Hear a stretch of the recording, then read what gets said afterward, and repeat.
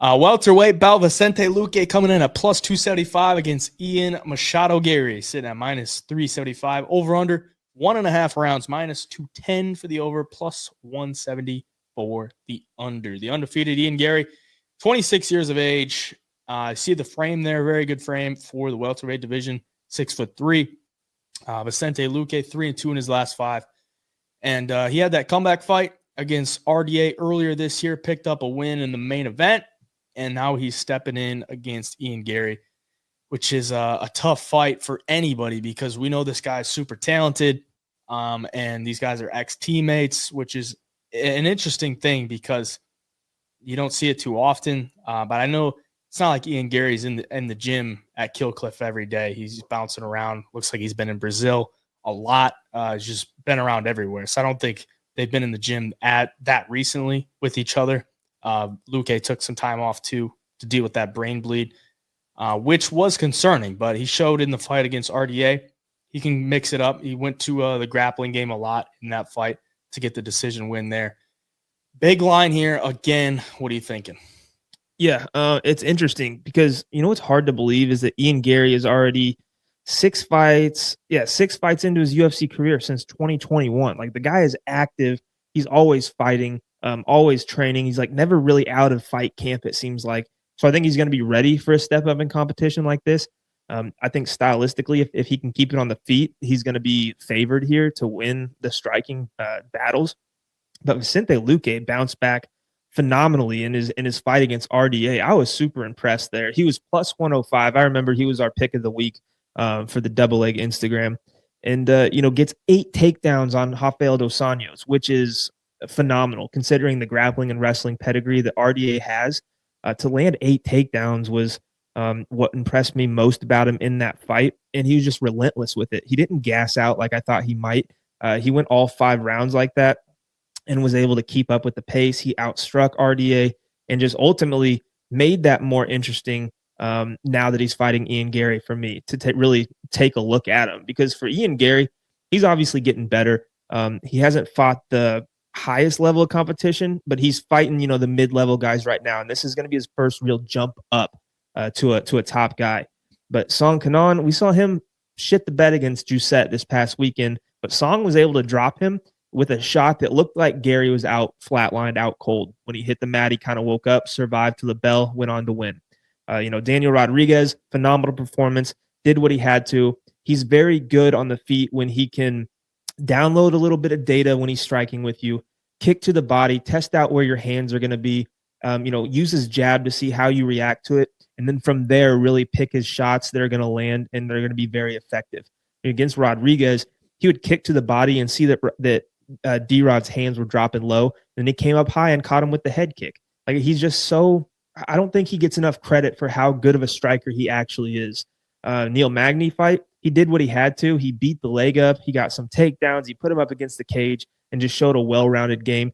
And he showed that he can grind out a decision win if he has to. Against Luque, though, man, I don't like what Jeff Neal did to Vicente Luque on the feet. I don't like that Vicente had never been really knocked out, and then he took that much damage, which realistically was not that. I mean, it was a little bit over a year ago, maybe 14 months ago, not that far removed.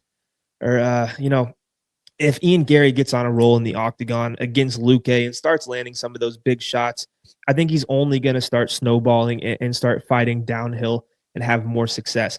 If Luque can't really get his respect early and he can't land the takedown early, I think Garry starts building off of it and starts looking really good by the second and third round in this fight, and he gets the win. I'd love to take Luque here. I've got to stick with Ian Garry.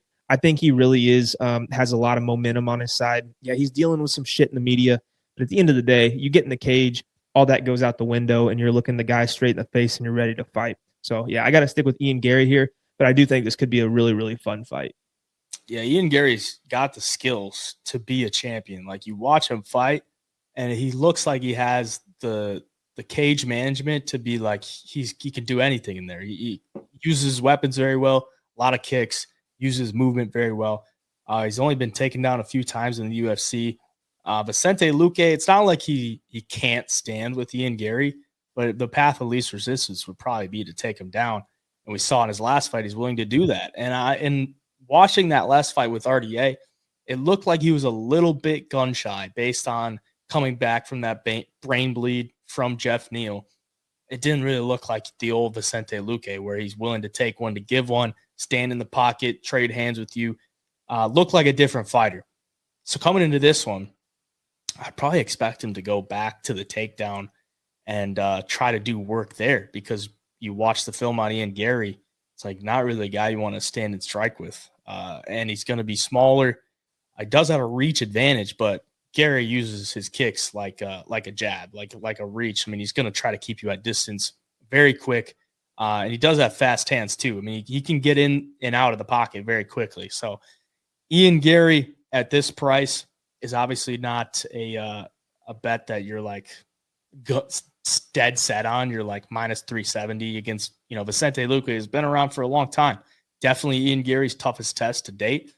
And he's not an easy out. I mean, Luque's only been knocked out once against Jeff Neal, and it was in the third round. So, I mean, it took a lot of shots to get him out of there. Luque does have a good submission game as well. He had a couple Darce chokes before he went on that 2-fight losing streak. And if he does get Ian Garry to the ground, could snatch something up. But I think Ian Garry does keep this fight on the feet for the majority of the fight, and he just points him away. I mean, they're teammates. I don't think he wants to like kill Vicente Luque by any means, but all the stuff by the MMA fans and the MMA media, I'm sure he's probably going to want to look to put on some type of big performance in there. So another fight that I kind of like the over in. I know it's kind of chalky, minus 210, but I think these guys are tough, and I think this is a fight that probably goes the distance. So I like that too. But Ian Garry would be the pick for me.